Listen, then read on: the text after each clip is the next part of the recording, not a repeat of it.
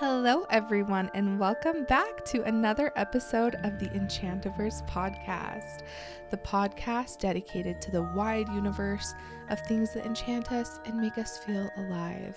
And my name is Sky, your host, and today we are going to be talking about one of the world's most treasured fairy tales, Beauty and the Beast. And we're also going to be having a larger conversation about beauty in general. What it means, why it's important, why we feel so incredibly starved for it.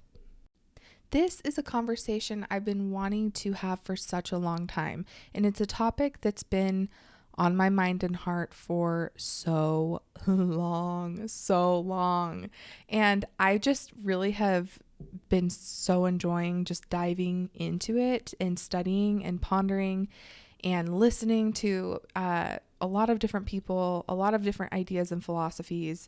Studying the fairy tale has been so rewarding, so incredible. I can't wait to talk about it with you all today.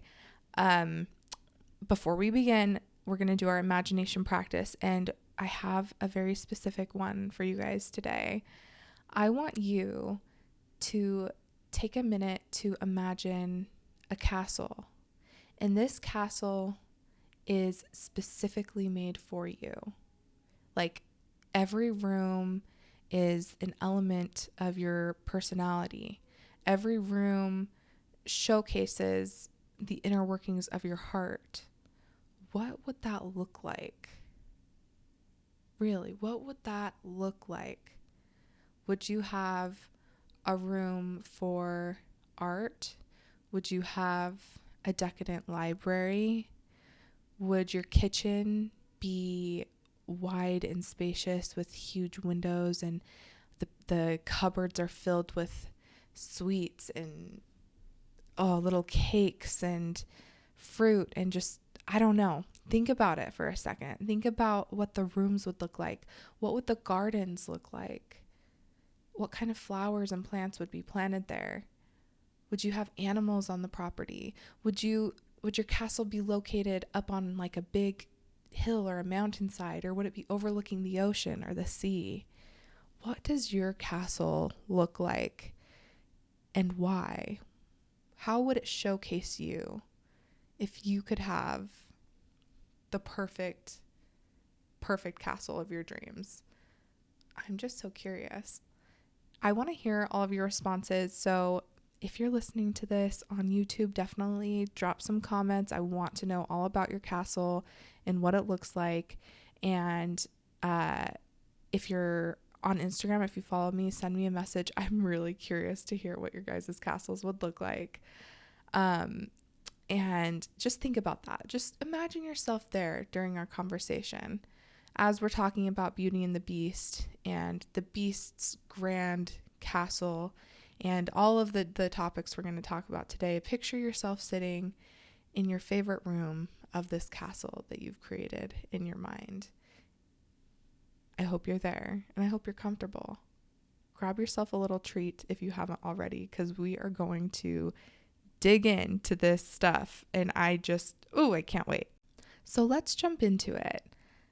All of us are pretty familiar, I would guess, with the fairy tale, Beauty and the Beast. And I'm willing to bet that we all are mostly familiar with the Disney version, which is so good. It's such a good version. I love it. And we're going to be talking about elements of the Disney version. And we're also going to talk about some elements of the original fairy tale and how they differ and some of the significance in both. The fairy tales, they're actually pretty similar. So the original fairy tale is a French one, La Belle et la Bête. It was written by French novelist. I'm going to try to do this in my French accent. My dad speaks French, so hopefully I make him proud.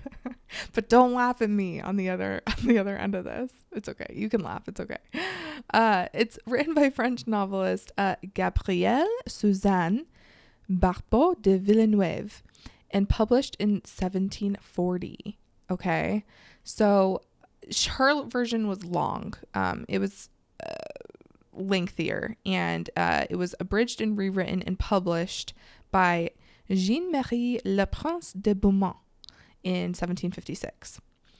So that is the version that it's been most retold. And Andrew Lang, who did the Blue Fairy book, and he did all the different color fairy books, he took that version and put it into his fairy book collection as well. Now, that being said, the French novelists, they did write this story, but the origins of the story and the inspirations of this fairy tale are much older. There are traces of this story everywhere, pretty much as far back as human history. Just like most fairy tales, you can't really track down exactly where the first like Beauty and the Beast ish story came from, but we can name a few others. There's Eros and Psyche, if you're familiar with that Greek story, with Eros or Cupid and Psyche. There are also some elements of this story that even tie back to like Adam and Eve. And we'll talk about that as well. So we know that this story the Disney one, starts with the prince being cursed. And he's cursed because he doesn't show charity to like a beggar woman that comes to his door. He turns her away because she's not beautiful to his sight. And he can't really find a use for her. He doesn't see why helping her would do him any good. And so she curses him and turns him into a wretched beast. And in the Disney one, she turns all of his people in his court and servants and all of that into utensils or tools to be used, which little symbolism, spidey senses should be going off. Now, Beauty, or Belle, she is, in the Disney one, she's like the single daughter of this old man. In the original fairy tale, the old man actually has 6 daughters and 6 sons, and they had lost everything that they had. It kind of reminds me of Cinderella, actually, the beginning of the French fairy tale. They lose everything that they have to, I believe it's a fire, and everyone's having a really hard time with it, all the kids. And Belle is heartbroken about it too, but she is able to kind of get over it and see the beauty in life. So the father is about to go on a trip, and all of the children ask him to bring them home something to remind them of their old rich life. And so like the sisters are asking for jewels and whatnot. And this is the part that reminds me of Cinderella a lot, because if you recall in our Cinderella episode, we talk about how in the Grimm's version, before Cinderella's father leaves for his trip, he asks the stepdaughters in Cinderella if there's anything that they want him to bring back for them. And the stepsisters want like pearls and lace and a parasol or whatever it may be, fancy little trinkets. And Cinderella says, "Oh, I just want you to return home safely." And then she tells him she wants him to bring back the first branch or brush that her father's shoulder brushes against on his journey, so that he has to carry it all the way with him, and think about her every time he looks at it, so that he will come back soon and safely. So it's similar with Belle. Belle asks her father, she says the same thing. She's like, "I don't need anything." And all the siblings are like, "Oh, she thinks she's better than us," kind of thing. And so she's like, okay, I want you to bring me back a rose, because I haven't seen one in a long time. They don't have them over in this part of the country we're living in. And so her father agrees to bring her back a rose. And I'm paraphrasing, but the father does go out on this journey, and when he's on his way home, he realizes he needs to get Belle the rose, and it's winter, and so he doesn't see any around, and he gets tired on his journey, and he ends up seeing this beautiful castle, and he looks around to see if anyone's there, and he can't find anyone, and I think he calls out and he doesn't see anyone, and so the doors are open to him, and he goes in and he's like, wow, what a wonderful castle. I love this place. He eats and dines and he sits by the fire and he's comfortable, and he's like, oh, I really like it here. Maybe maybe since no one lives here, I'll live here and I can go back and get my kids and we can stay here. And when he's about to leave, he sees that there's a rose in the garden, and he goes, and thinking of Belle, he gets the rose for her. And immediately there's a booming voice, and he sees the beast, and the beast is angered at him for trying to steal from his garden. And the beast is basically like, hey, I was kind to you. I let you stay here. And how do you repay me? You try to steal a rose from my garden. And the father talks with him, and the beast is he explains, the father explains that this is for my daughter and I'm so sorry. And the beast is like, well, go get your daughter. Go get one of your daughters, whichever one loves you, basically. And bring her to me.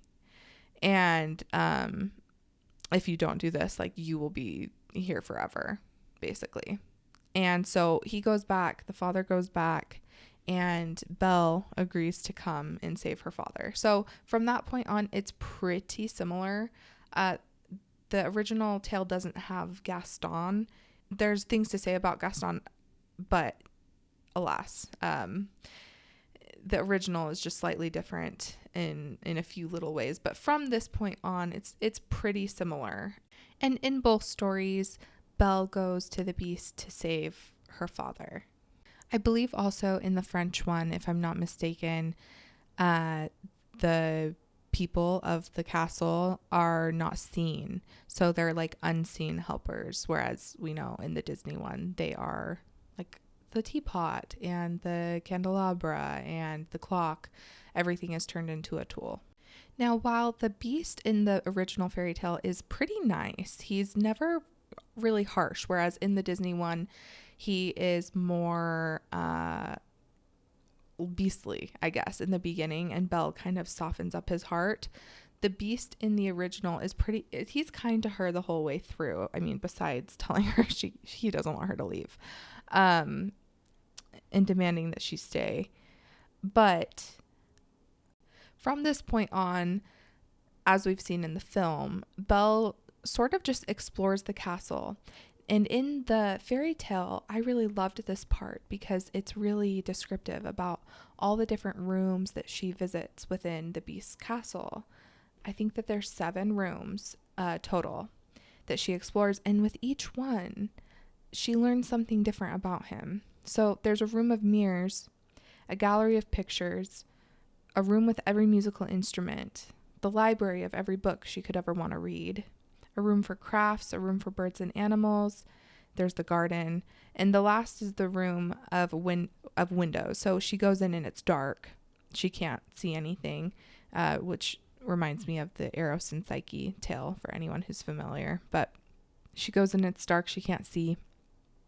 But as she makes herself at home inside of it, these windows start to appear, and each one shows her a beautiful show of something.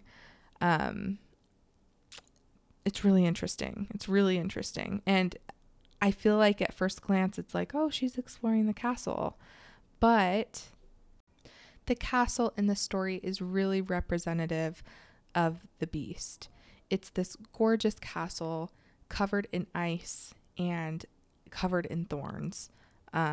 There's rose thorns all around outside, and it's menacing on the outside, but really gorgeous and beautiful and intricate on the inside. And there's a lot more going on the inside, and it's very, very representative of the beast himself.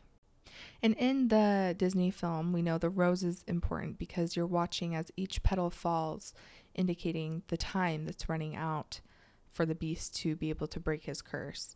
That's sort of the symbol in that film. It's symbolic of the curse and it's symbolic of the time. But in the original fairy tale, the rose is different. Remember, it's the father tried to take the rose and give it to Belle. Now, while Belle didn't take the rose, her father tried to take it for her.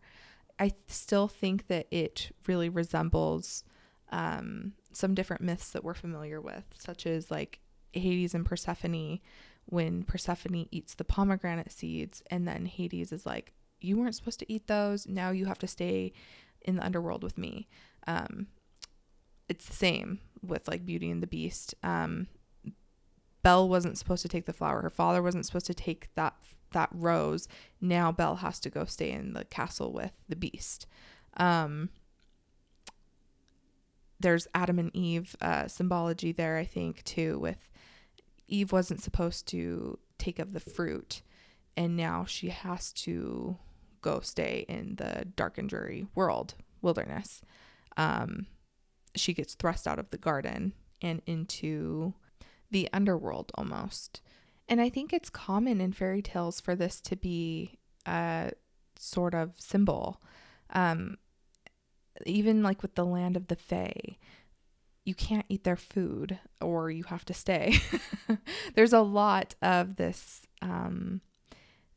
symbolism going on here with Beauty and the Beast. Throughout the French fairy tale, the Beast is continually asking Belle if she will marry him. And she keeps saying no because she honestly doesn't want to. She's kind to him and she cares for him, but she is scared to marry him. There's a point, though, where she misses her family and he allows her to go back and see them for a little bit. And he trusts her, though, that she will come back. And she does. And when she's there, though, she talks with her father and she tells him all about the Beast and she tells him all about her feelings. And she's like, he keeps asking me to marry him. Oh, she keeps having these dreams as well about this really handsome prince. And the prince keeps telling her to not believe in appearances, to look past appearances. The words he uses actually are to not trust appearances. The Beast tells her this in person, and the prince tells her this in her dreams. And she really doesn't understand what it means. She really doesn't. And so her father tells her she should do what the Beast wants. But the Beast is very specific when he asks Belle to marry him. He says, say yes or no without fear. He wants her to want to marry him and to trust him with that and to truly love him and to truly be with him. He's not trying to trick her at all into a marriage with him. So while she's with her father and her siblings, her family, she has a dream. And in that dream, she sees that the Beast is on his side and he's dying. And there's a stately lady that appears and she tells her, you are only just in time to save his life. See what happens when people do not keep their promises.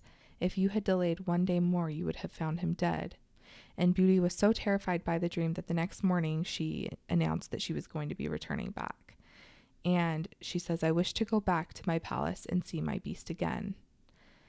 Then she fell asleep instantly and only woke up to hear the clock saying, Beauty, Beauty, 12 times in its musical voice, which told her at once that she was really in the palace once more. Everything was just as before, and the birds were so glad to see her. There's birds in the castle that she loves and that stay by her and sing to her.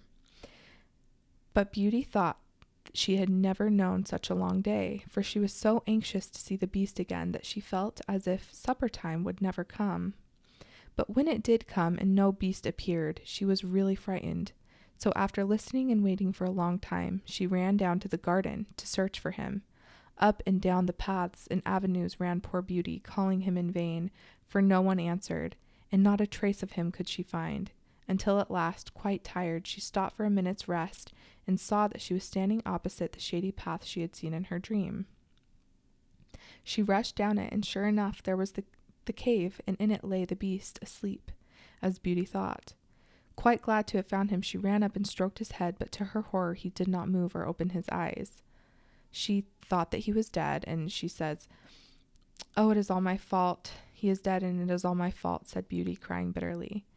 But then, looking at him again, she fancied he still breathed, and hastily fetching some water from the nearest fountain, she sprinkled it over his face, and to her great delight he began to revive. "Oh, beast, how you frightened me," she cried. "I never knew how much I loved you until just now, when I feared I was too late to save your life." "Can you really love such an ugly creature as I am?" said the beast faintly. "Ah, Beauty, you only came just in time. I was dying because I thought you had forgotten your promise. But go back now and rest. I shall see you again by and by." And so she goes back, and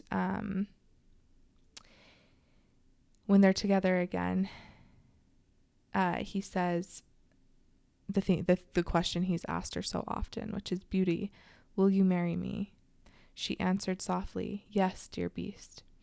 As she spoke, a blaze of light sprang up before the windows of the palace. Fireworks crackled and guns banged, and across the avenue of orange trees, in letters all made of fireflies, was written, "Long live the prince and his bride." Turning to ask the beast what it all could mean, Beauty found that he had disappeared, and in his place stood her long-loved prince. At the same moment, the wheels of a chariot were heard upon the terrace, and two ladies entered the room. So she goes on, and it's the queen. And anyway, it ends happily ever after. There's a fairy that had cursed the beast, and then there's the queen, and the queen is so happy that Beauty had changed her son back to his natural form. And they have the marriage, and yeah, they live happily ever after. It's a beautiful story. It is so beautiful. I loved the original fairy tale. So it is a little different than the Disney version, but you can see it's similar enough. I mean, there is no Gaston. There's no villagers like trying to kick down the doors to the castle and harm the beast. But other than that, it's fairly similar. And I think that there is so much symbolism in both versions, and so much that we can glean from. And I just want to talk about that a little bit. So if you remember in the Cinderella podcast episode, we talked a little bit about the Christ figure and how the prince was a representation of that. And this fairy tale, Beauty and the Beast, it's different. Now, while a lot of people think that we as humans are beauty, in this tale, it's actually the opposite. In this fairy tale, we are the beast. Mankind is the beast. And the Christ figure in this fairy tale is Beauty, Belle. And I think it is so fascinating how Belle, Beauty, I mean, it's a pretty direct analogy of what saves us. There's a quote by Oscar Wilde that I love, and I love him, and it says, "Man is hungry for beauty. There is a void." And that is such a good quote for this story, Beauty and the Beast. Man is hungry for beauty. There is a void. We, humankind, we are hungry for beauty. Just like the beast is hungry for beauty. There's a void. There's a void in his home. There's a void in his heart. He is fallen. He is disgraced. And he is living surrounded by this rough exterior, and he needs help. He needs saving to tear down that rough exterior, and someone to see him for who he really is and think that he is worth loving. There's a good quote from G.K. Chesterton where he says, "There's a great lesson of Beauty and the Beast, that a thing must be loved before it is lovable." And that is so true of the beast, and it's so true of us. And there's the great verse from 1 John 4:19 that says, "We love because he first loved us." I also think that it's really interesting the part where the beast is cursed. Again, he's cursed because he lacked charity. He's cursed because his heart was impure, and he could not love. He could not see clearly. It's fascinating, like the different renditions of him where he's got horns and everything. It really sends that cast out of the garden, cast into the underworld kind of vibe. And even more so with the original fairy tale, how the help in the court, the people who were in his castle that he used to be surrounded with, now he can't see them. Now he wanders by and his help comes from an unseen source. That is fascinating. That is also very much giving the cast down to earth, there might be angels that surround you now, people helping, but you can't see them anymore.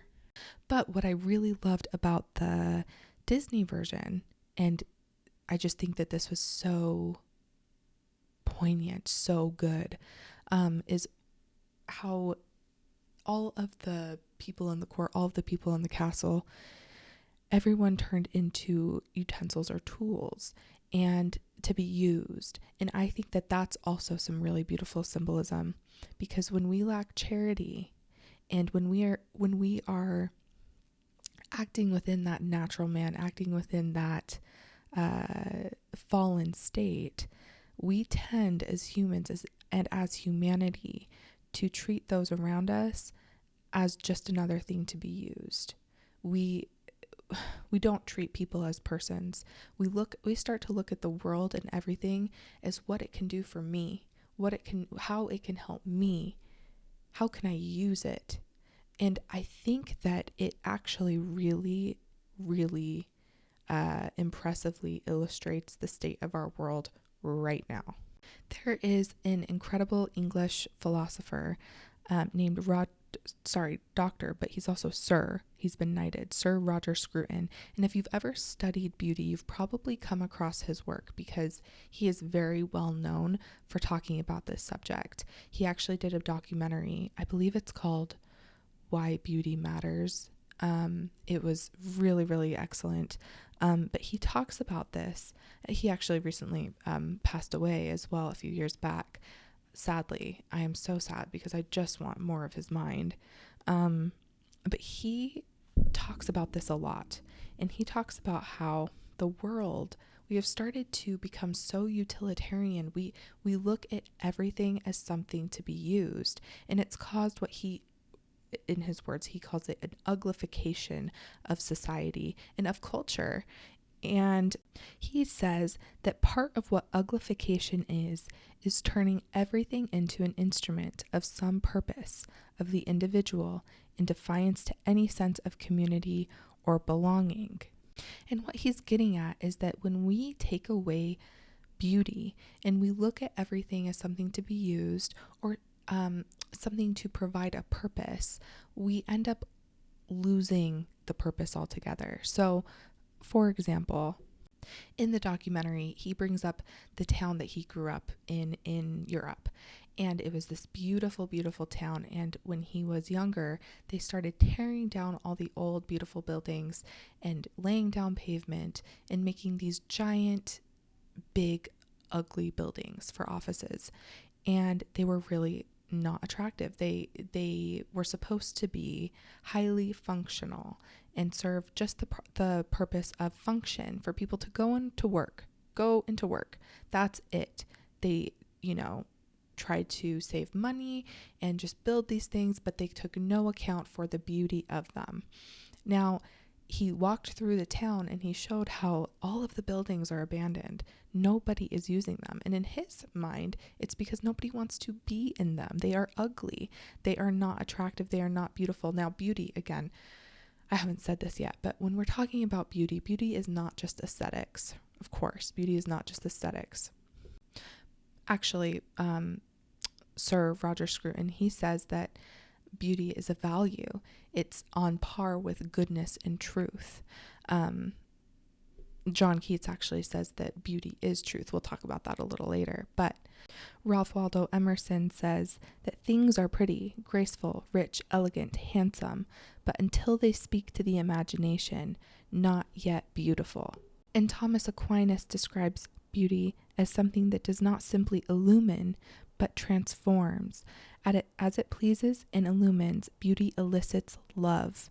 It brings us to love what God has created. Beauty leads us by pleasure to wisdom and through wisdom to love, and love transforms us. So when we're talking about beauty, it is about this thing. It's almost this thing we can't touch, this thing we can't yet describe. I think that things that are beautiful are showing a reflected light off of he who is beauty himself. That is my belief. Because remember, beauty in the story of Beauty and the Beast is a person. And in my belief, beauty is also a person. And anything that is beautiful, it's reflecting him. C.S. Lewis likes to describe beauty and our experience of beauty like this.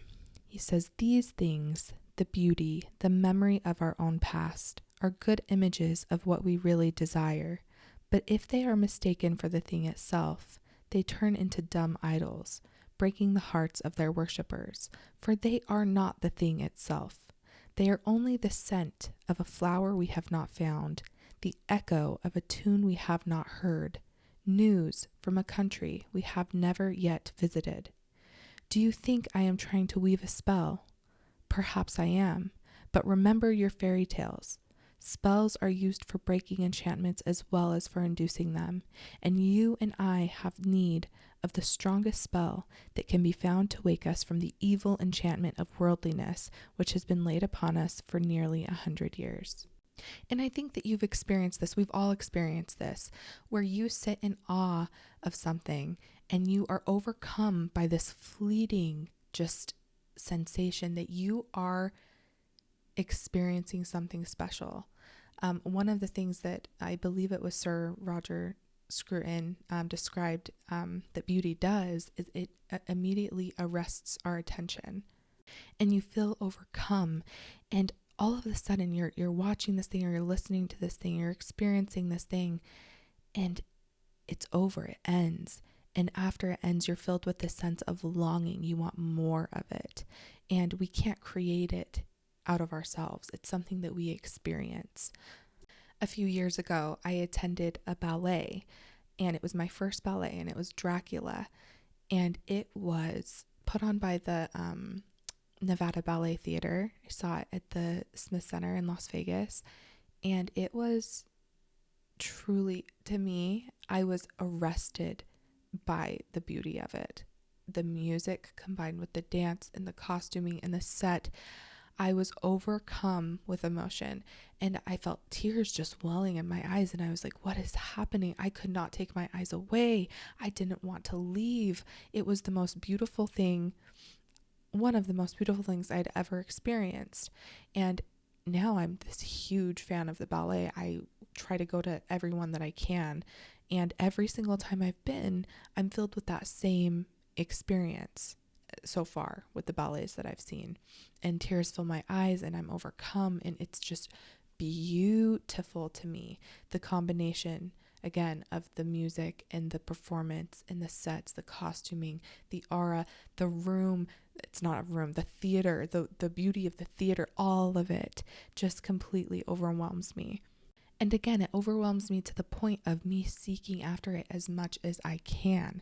I want to experience that over and over and over again. And I've experienced it other times as well. There's been movies. Sometimes we read books that do this to us, and they give us this glimpse of something that we can't put our finger on, but it's so beautiful. And I know that a lot of people have experienced that with I'm trying to think of some common ones, because it's not the same for everyone. I think that there are things that are beautiful in general, but sometimes we have this experience of being overcome by beauty with different things. We find it's simply because we have the eyes to see the beauty, and it's able to speak to us in a certain way based on our own experiences, based on our makeup of who we are, right? So for some people, they can read something like Lord of the Rings and they're overcome. That's another one for me. You can feel overcome with the beauty of the story. I feel that way with certain old Disney animations. The beauty of the talent and the color with the movement and the music and the choral singing, it's just, it it fills me with that sense of wonder and awe as well.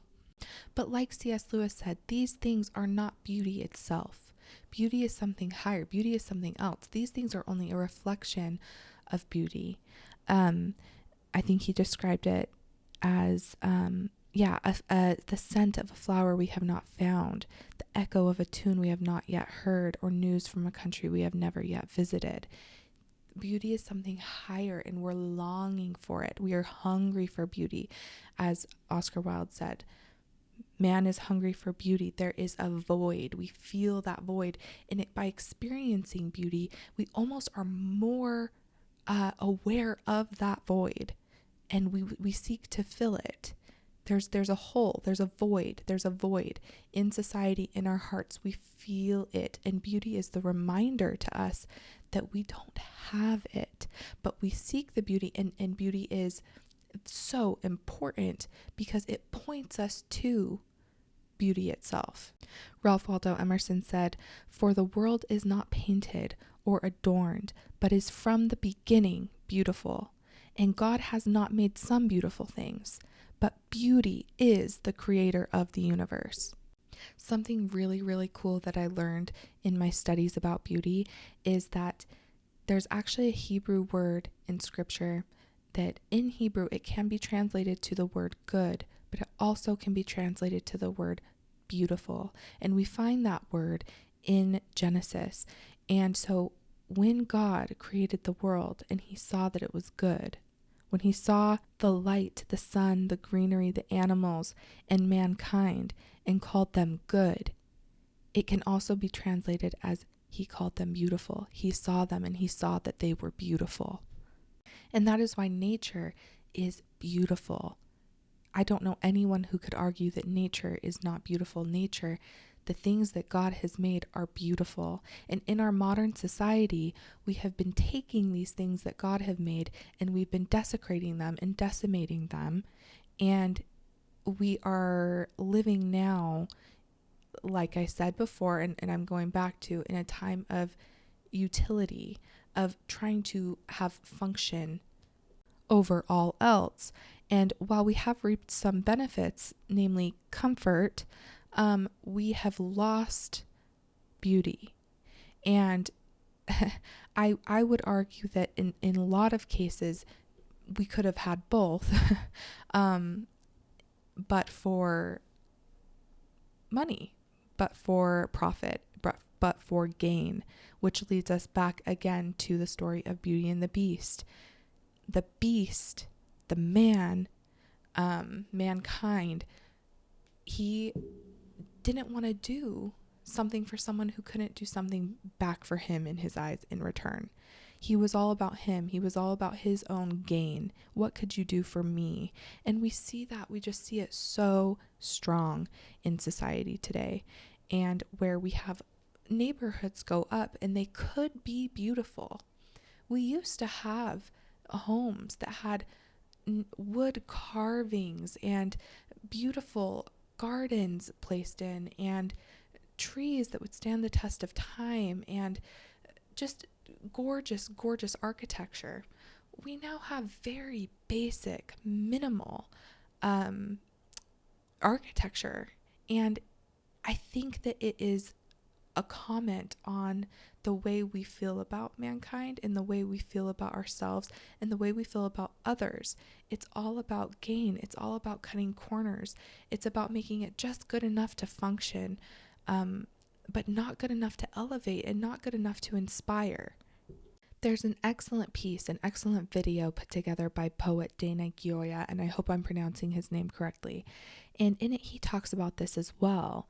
He says, "The failure of the public sector in this nation is embodied in thousands of ugly buildings and public spaces. These places have been built practically. They are practical and functional in every respect except for practice, since they communicate to the average person that the citizen is just a number in a game of cost efficiency and crowd control." He goes on to say that America does not talk much about beauty, but usually about wealth, power, entertainment, and technology. He says if the state does not address this hunger for beauty, doesn't nourish this appetite, if it doesn't even acknowledge that it exists, then citizens become detached and alienated from their civic identity and retreat into a private world. And that is happening everywhere around us.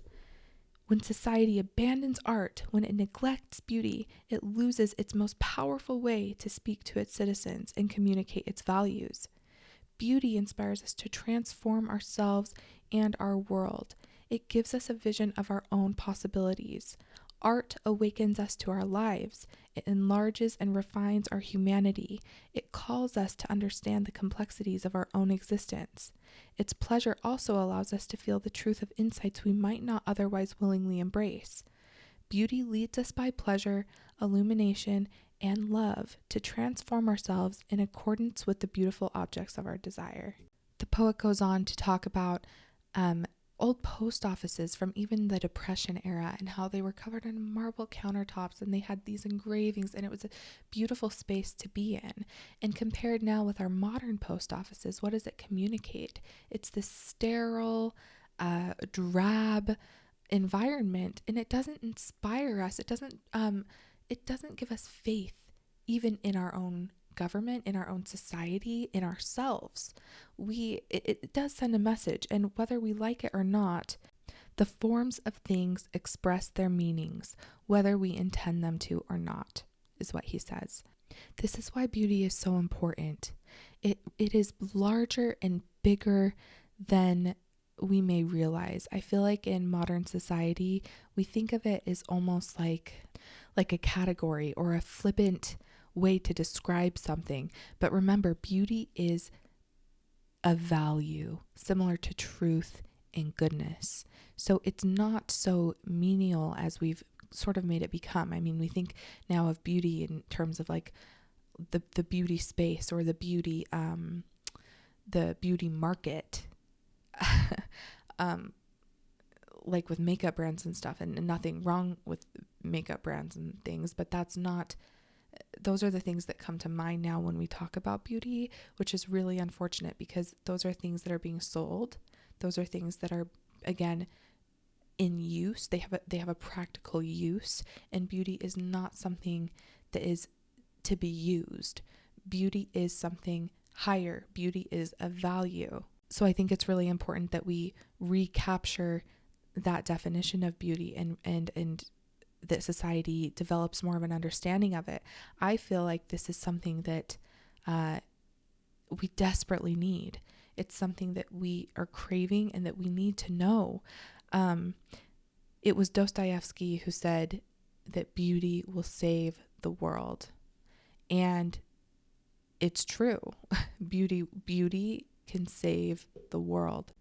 And if you're a Christian and if you harbor the same belief as me, you do believe that beauty, the person who is beauty himself, will ultimately save the world. There was a conference given with the Hildebrandt Project that I listened to that was really wonderful. It was given in 2018, and it had Sir Roger Scruton, and it also had a man named D.C. Schindler and John F. Crosby. And I believe it was John F. Crosby. If not, it was D.C. Schindler, but I think it was Crosby who said that beauty is a serious matter, even something worth dying for, which is perhaps why its defenders are so hard to find. If we lose beauty, we lose truth and goodness. Truth and goodness rest upon beauty. It is a crucial task in every age to defend beauty. He goes on to say that the experience of beauty is not a luxury, but a necessity. It follows that a life deprived of beauty is an impoverished life. A world of ugliness demeans and deforms the human spirit. We are made for beauty and can't survive spiritually in a world that lacks it. This is where I bring it back to Beauty and the Beast again, because Beast is dying. And again, if Beast is a symbol for us, we are dying without beauty. We need beauty. Beast needs beauty. There is a hunger for beauty. Man has a hunger for beauty. There is a void, and he's made for beauty and can't survive without it. Just like that quote says, we are made for beauty and can't survive spiritually in a world that lacks it. We need beauty. Last year for my book club, we read Oscar Wilde's The Picture of Dorian Gray, which is really excellent. I absolutely loved that book. It would actually be really fun to do a podcast episode on that book. But that book deals a lot with beauty. And the book came under attack at one point, and Oscar Wilde drafted a little introduction for the book. And in that book, he puts out the quote. He says, "All art is quite useless." And I remember we talked about that for a good while, and I felt like it was almost an offensive quote at first glance. All art is quite useless? What do you mean? Of course art is not useless, because in our modern mind, when we say something is useless, we think it means it has no value.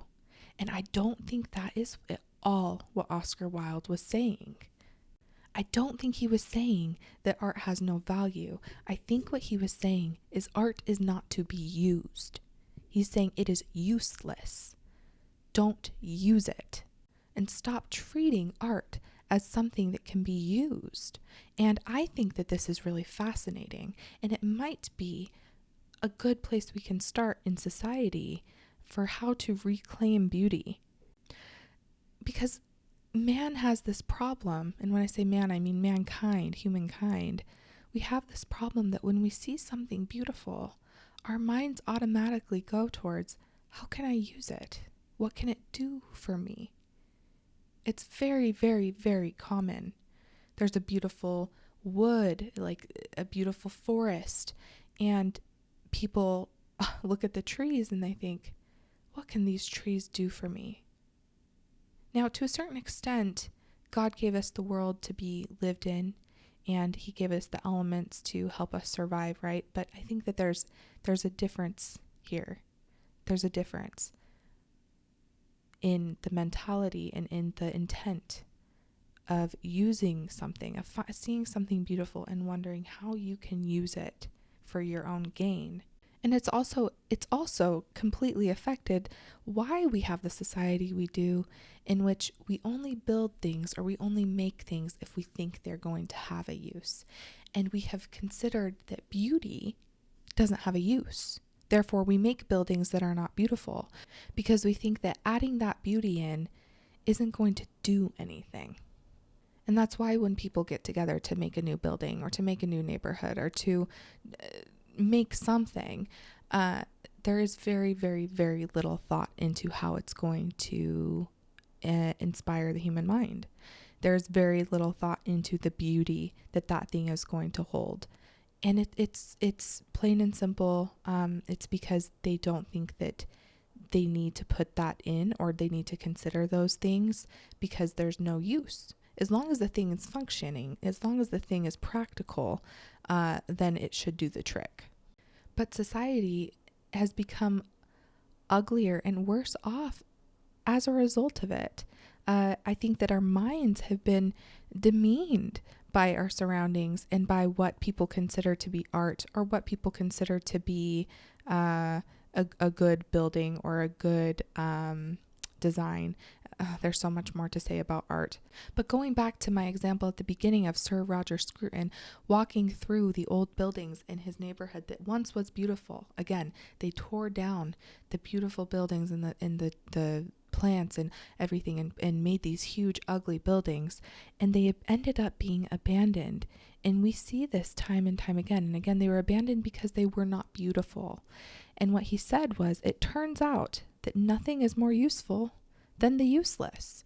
So, and what he means is, think of the buildings still standing today. Think of the art still standing today. What do they have in common? It's beauty. Beauty is what withstands the test of time. Beauty is the thing that people travel miles and miles and miles to just get a glimpse of. Our world today is not void of images. We have probably too many images to handle and to process on a daily basis. Sir Roger Scruton, in his documentary, Why Beauty Matters, he talks about this. He says, The medieval and Renaissance periods of art didn't just use the image as a distracting thing. It was a way of focusing your attention on divine things. And right now, our whole culture, he says, is based on the proliferation of images, but they are meaningless images designed to titillate appetites. A lot of these images, I mean, I think of social media, I think of even pornography, and just the images that we're given on a daily basis. Most of our media today, there's some good things that are produced, but a lot of it is just images that are feeding an appetite. Again, think of man as the beast. It's feeding an appetite, and it's giving us a very quick sense of gratification, but we are lacking satisfaction, and only beauty can satisfy. I truly believe this is truth. Only beauty can satisfy. Sir Roger Scruton says that the great artists of the past were aware that human life is full of chaos and suffering, but they had a remedy for this, and the name of that remedy was beauty. He says no longer does art have a sacred status. No longer does it raise us to a higher moral or spiritual plane. I think that it's true. Now, I believe that in modernity, in the present, there is art that is produced that points us to a higher, points us to beauty and gives us a glimpse of beauty that without a shadow of a doubt. But there is something new that society is experiencing in our current age, and it's that there is art that is now produced that does not do that. Instead of pointing us towards something ideal, there's some vulgarity, and I'm not talking about all art in our current time, but there is a lot. I've been to a lot of art museums, and I know this is often a sensitive subject for people, but I think it's true, so it's important to talk about. But I think there's a sense of art today that tries to have a purpose or have a use. I know I felt this as an artist. I used to feel like my art had to have this use. It had to have, it had to be used in some way for something, whether it was like political activism or any other kind of activism. I felt like it needed to have a use. I think a lot of art today feels that way, and that they believe that is a higher form of art. Another thing is a lot of art today shows us the ugliness and chaos of the world without pointing us toward beauty. I don't even want to name the works of quote unquote art that I've seen that have been so heartbreaking, not in a good way, heartbreaking in a soulless, disturbing kind of way. I'm sure you can do your own research with the kind of art that I'm talking about and the pieces, and that is not what art should be doing for us. I think we're losing something.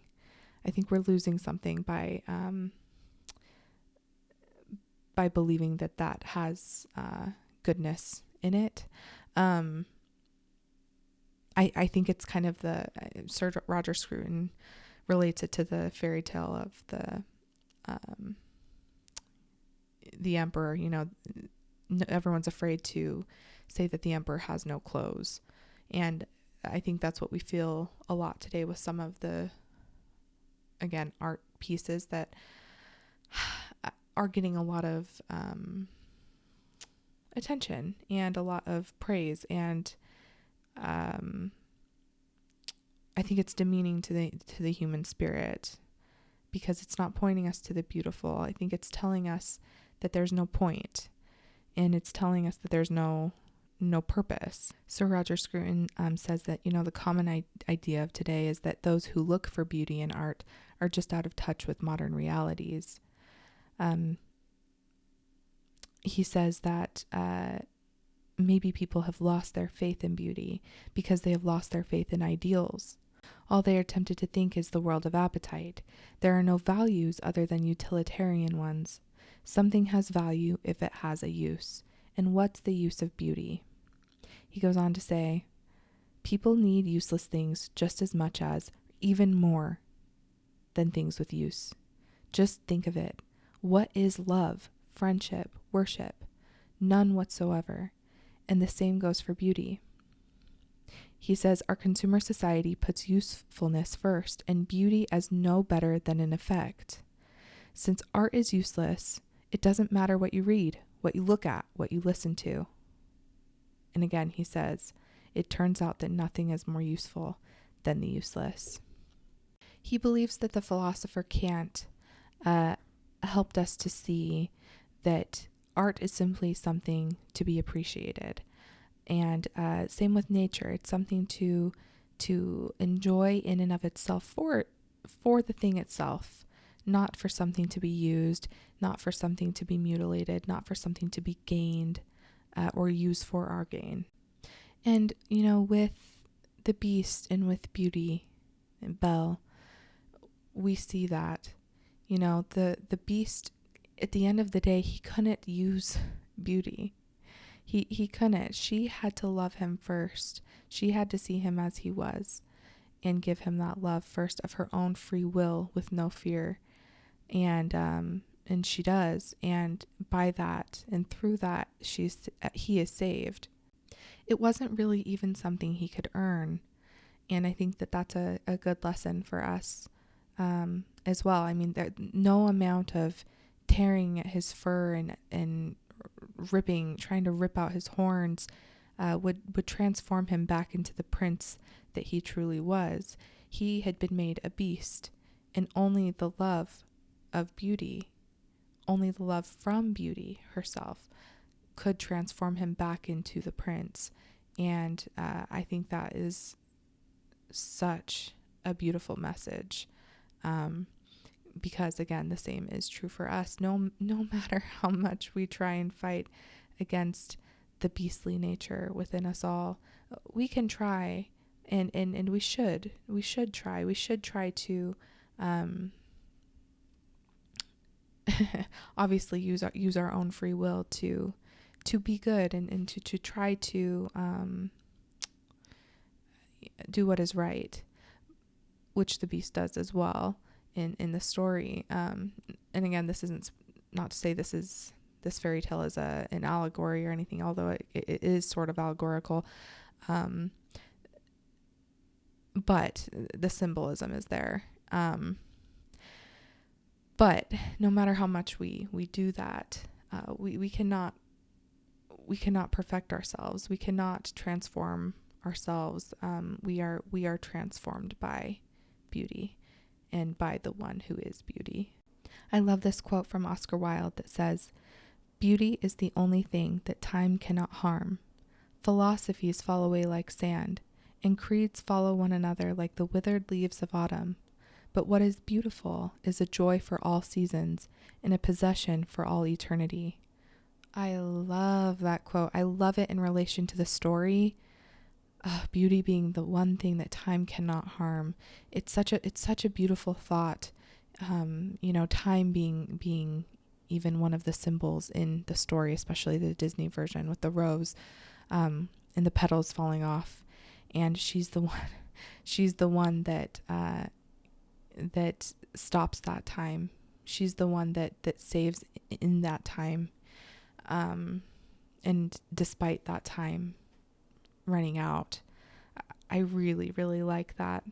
And at the end, the beast gets to possess her, to be with her forever. The poet Dana Gioia in that video, Why Beauty Matters, said that when Dostoevsky said, "Beauty will save the world," he was not issuing a social formula. He was uttering a prophecy.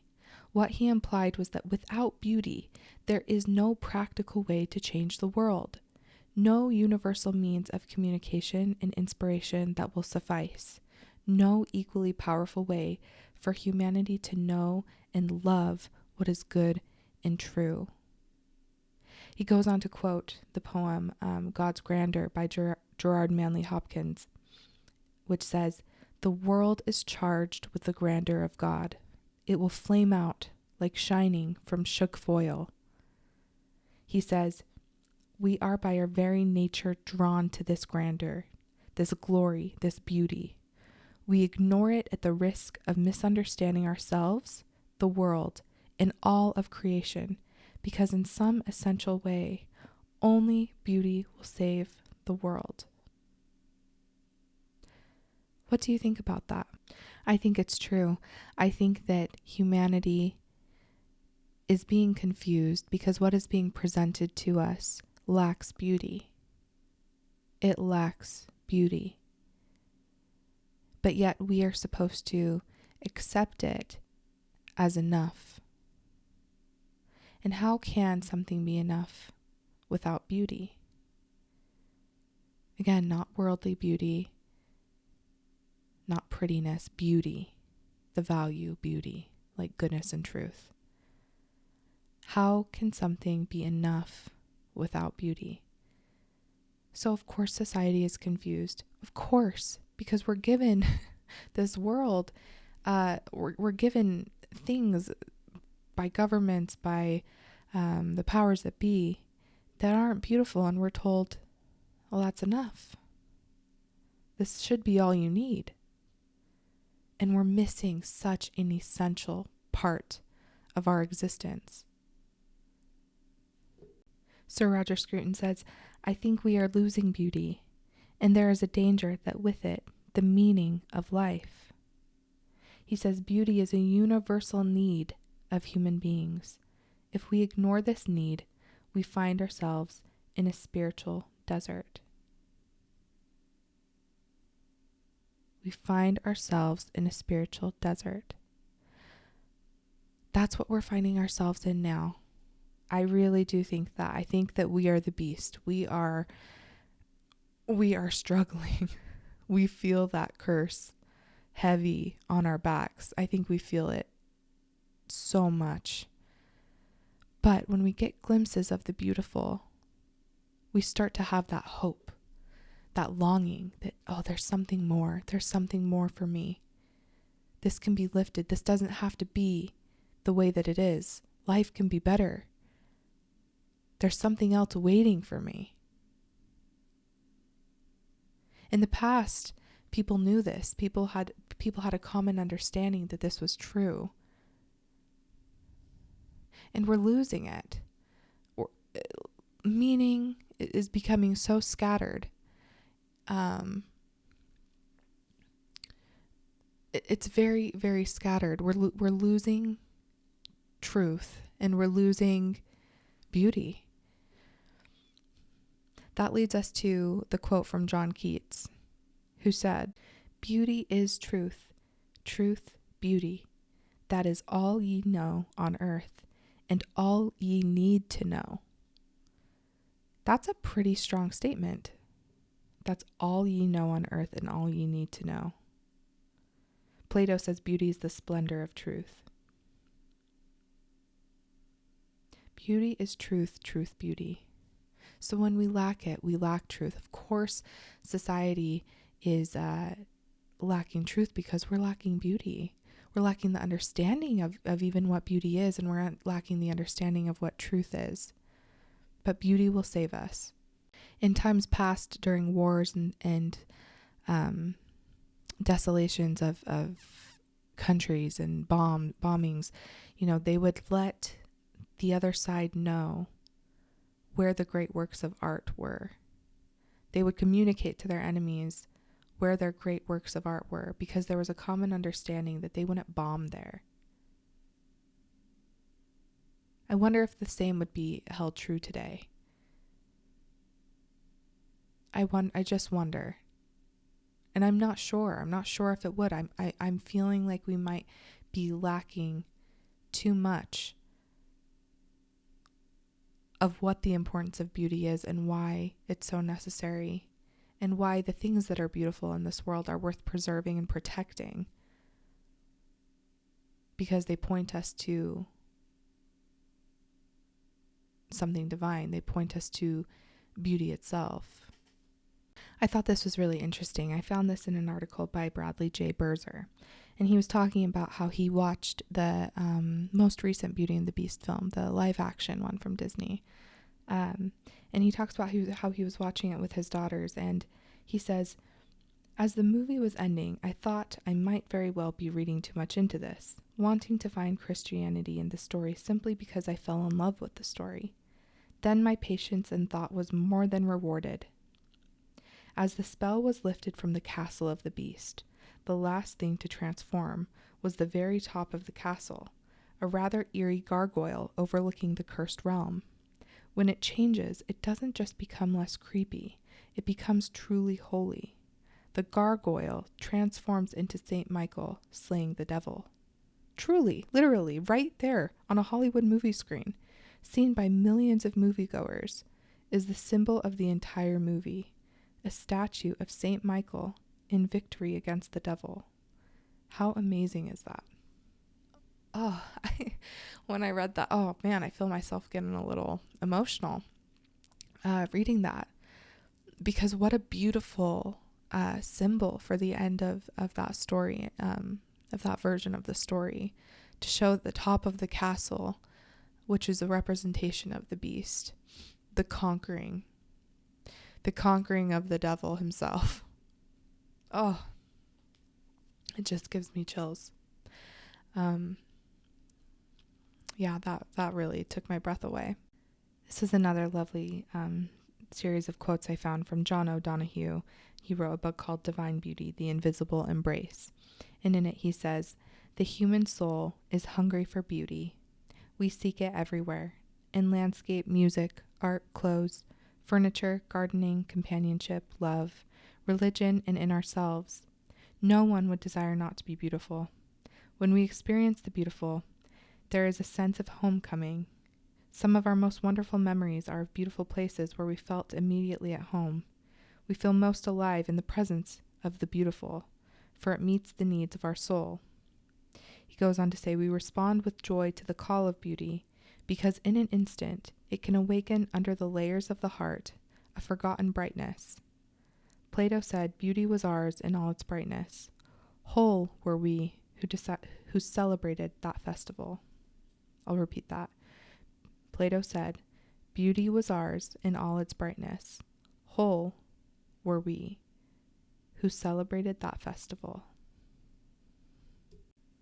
Dostoevsky said that the Holy Spirit is a direct seizure, the grasping of beauty. I'll repeat that one because I really like that one. He says the Holy Spirit is the direct seizure, the grasping of beauty. And I think it's why when we see beautiful things, when we feel something beautiful, when we hear something beautiful, we do feel that sense of being overcome by the Holy Spirit, that grasping of beauty. I love that quote. I think that is so true.